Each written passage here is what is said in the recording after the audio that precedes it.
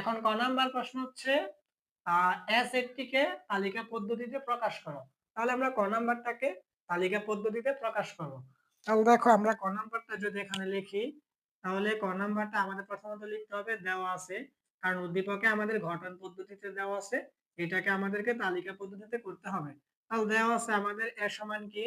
দেখো x যেন x belongs to n এবং এবং x square minus 5x plus 6 সমান হচ্ছে 0।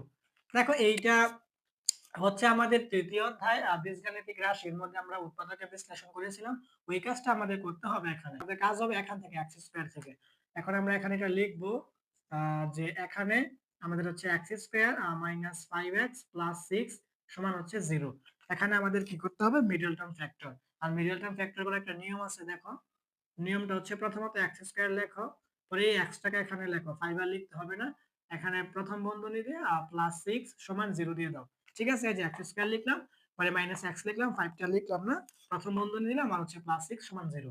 এখন হচ্ছে আমাদের এই প্রথম বন্ধনীর ভিতরে দুইটা সংখ্যা হয়তো আমাদের যোগ করতে হবে অথবা বিয়োগ করতে হবে। ঠিক আছে? একটার সাথে আরেকটা যোগ করো অথবা একটার সাথে আরেকটা বিয়োগ করো। যাই করো যোগ করো অথবা বিয়োগ করলে কি হবে?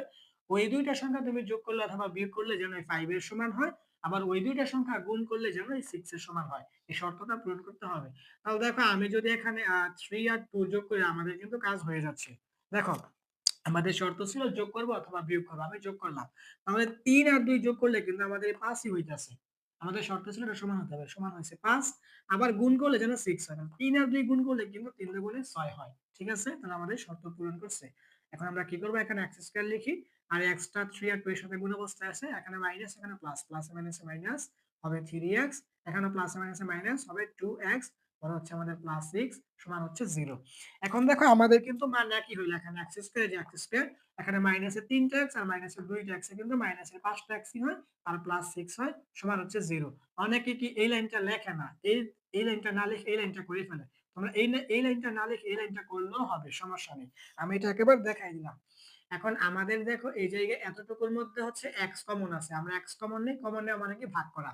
তাহলে x স্কয়ার কে x দিয়ে ভাগ করলে হইব x, পরে এখানে মাইনাস 3x কে x দিয়ে ভাগ করলে x এ কাটা হইব আমাদের 3। আর এখানে আমাদের মাইনাস, আমরা 2 কমন নিতে পারি। আমরা যদি 2 কমন নেই তাহলে আমাদের প্রথমত 2x কে যদি 2 দিয়ে ভাগ করি আমাদের এখানে হবে x। আর এখানে ছিল মাইনাস, এখানে মাইনাস, মাইনাস মাইনাস আমাদের প্লাস হয়ে গেছে।